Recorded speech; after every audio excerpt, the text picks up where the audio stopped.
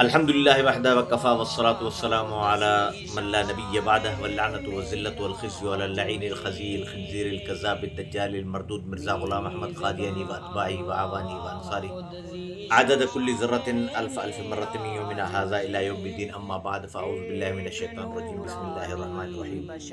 سبحان الذي أسرى بعبده ليلا من المسجد الحرام إلى المسجد الأقصى. صدق اللہ العظیم. ناظرین اکرام، کافی دوستوں نے واٹس ایپ پر پھر فون کر کے بھی بار بار یہ پوچھا کہ ہمیں بتائیں کہ شب معراج کب ہے اور کیا کیا اس میں پڑھنا چاہیے اور کیا کیا نہیں پڑھنا چاہیے. تو اس کے بارے میں ایک مختصر سی آپ حضرات کو میں وضاحت پیش کر دیتا ہوں. سب سے پہلی بات تو یہ آپ سمجھ لیں کہ معراج شریف کے لیے تاریخ کوئی بھی متعین نہیں ہے. اکثر علماء اکرام کا اس میں اختلاف رہا ہے، بلکہ محققین علماء اکرام بھلے 27 رجب کو مانتے ہیں معراج، شب معراج، لیکن اکثر علماء تو اس مہینے کے قائل نہیں ہیں. بعض کہتے ہیں ربیع الاول میں ہوا ہے، بعض کہتے ہیں ربیع الثانی میں ہوا ہے، بعض کہتے ہیں محرم الحرام میں، اور بعض کہتے ہیں رمضان میں ہوا ہے معراج شریف. بہرحال جتنا یقین رکھنا ضروری ہے وہ دیکھو قرآن میں ہے، سبحان الذی اسریٰ بعبدہ لیلا من المسجد الحرام. اس پر ایمان رکھو کہ حضور علیہ السلام کو معراج ہوا ہے. کب ہوا ہے، کیا ہوا ہے، یہ تمہارا کام نہیں ہے. اللہ جب بھی اس کو لے گئے بس معراج پر لے گئے. ہمارا ایمان ہے، قرآن میں یہ لکھا ہوا ہے کہ معراج نصیب ہوئی ہے. ہمارا ایمان ہے کہ معراج ہوئی ہے. معراج کا منکر وہ کافر کہلائے گا، اس لیے کہ قرآن کے اندر آ گیا کہ اللہ رب العزت نے معراج کرائی ہے. ایک بات. دوسری بات یہ کہ جو چیز رسول پاک صلی اللہ علیہ وسلم کے زمانے سے گزری ہے اور رسول پاک صلی اللہ علیہ وسلم نے اس حوالے سے کوئی وضاحت بھی نہیں فرمائی، تو اس میں چھیڑ خانی اور اس میں تحقیق پر بھی علماء اکرام نے غلط لکھا ہے. مثال کے طور پر یہ کہ کتنا بڑا اختلاف ہو گیا صحابہ اکرام کا جمع قرآن پر. حضرت ابوبکر صدیق رضی اللہ تعالیٰ عنہ کو دوسرے صحابہ نے اس مسلمہ کذاب کی خلاف جنگ کے بعد کہا کہ ابوبکر اب ایسا کرتے ہیں کہ قرآن پاک کو جمع کر لیں، کیونکہ 700 صحابہ چلے گئے، 2 جنگیں ایسی اور ہو گئی تو قرآن چلا جائے گا. نہیں تھا نا اس وقت، کسی کو ہڈیوں پر لکھا ہوا تھا، کسی کے چمڑے پر لکھا ہوا تھا، کسی کے پاس کچھ ایسے لکھا ہوا تھا. تو ابوبکر صدیق اڑ گئے، نہیں یہ کام میں کیسے کروں جو نبی نے نہیں کیا. مقصد ہے کہ اس کو غیر ضروری سمجھا. لیکن یہ حضرت عمر اور حضرت عثمان کے دور میں آ کر اللہ نے فضل فرمایا، صحابہ کے سینے کھول دیے کہ ہاں اب جمع ہونا چاہیے قرآن پاک. تو اس میں اختلاف رہا.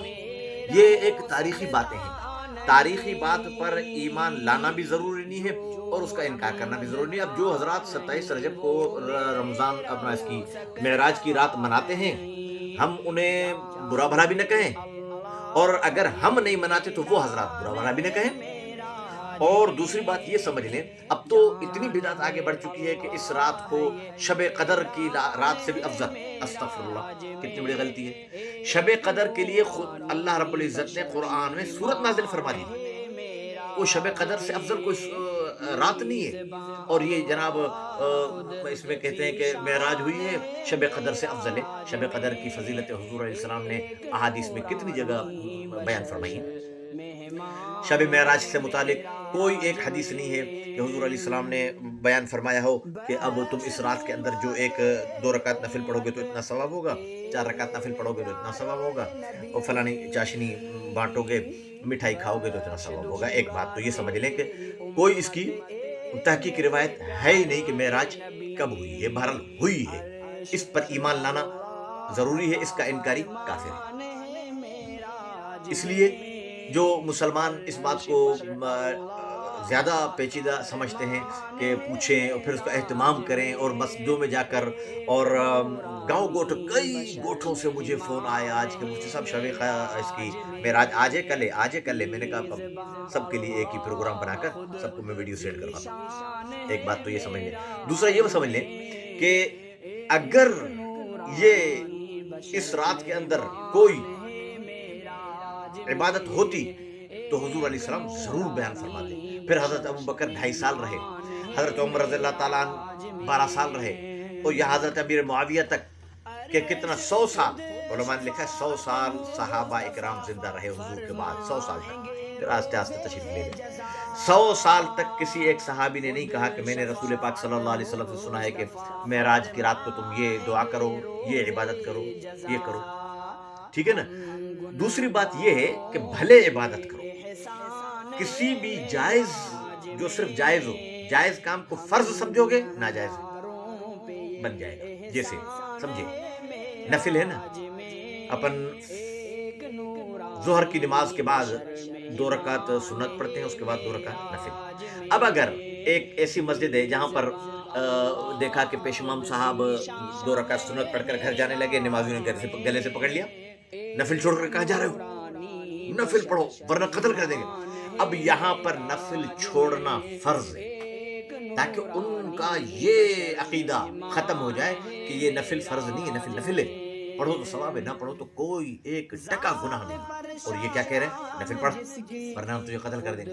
تو جہاں مباح کام فرض سمجھے جائے نا، وہاں چھوڑنا لازم ہو جاتا ہے۔ تو کوئی اس میں روزہ نہیں ہے، 27 رجب کو کوئی خاص عبادت نہیں ہے، کرو بھلے جتنی، وہ تو اشہر حرم کہا جاتا ہے۔ 4 مہینے ایسے تھے جن میں جنگ حرام تھی، اس میں ایک تھا ذوالقعد، ذوالحج، محرم اور رجب۔ ذوالقعد، ذوالحج، محرم اور رجب، یہ اشہر حرم۔ اس کی دو فضیلتیں تھی، کیا؟ ایک جنگ حرام تھی ان میں، اور دوسرا اس میں عبادت کا ثواب زیادہ ملتا تھا۔ تو عبادت پہلا والا حصہ ختم کر دیا گیا اسلام کے اندر ہی، کہ اب جنگ اس میں اگر کافر جنگ کرتے ہیں تو انہیں جواب دیا جائے جنگ کر کے، اور دوسرا حصہ اب بھی برقرار ہے کہ ثواب زیادہ ملے گا۔ تو رجب ان اشہر حرم میں سے ہے، نمازیں پڑھو، ثواب زیادہ ملے گا، ہر دن کا ثواب ملے گا، ہر رات کا ثواب ملے گا، ڈبل کر کے ملے گا۔ لیکن یہ عقیدہ اور وہ کوئی رکھنا کہ خاص عبادت ہے، اس کی کوئی حقیقت نہیں ہے۔ اللہ پاک مجھے اور آپ کو بدعات سے بچنے کی توفیق عطا فرمائے۔ وآخر دعوانا الحمدللہ رب العالمین۔